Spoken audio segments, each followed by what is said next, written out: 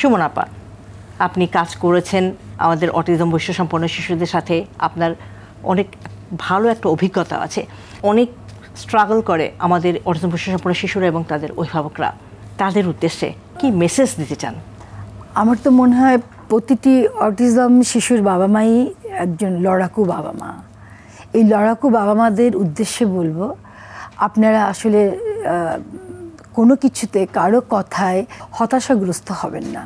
আপনার অটিজম শিশুটিকে নিয়ে আপনি এগিয়ে চলুন, কারণ আপনি যে লড়াকু বাবা মা, আপনার পিছিয়ে চললে হবে না। আপনার শিশুকে আপনারই দায়িত্ব এগিয়ে নিয়ে যাওয়ার জন্য, আর সঙ্গে দেশ, সমাজ, পরিবেশ এবং এত সুন্দর একটি অনুষ্ঠান হচ্ছে।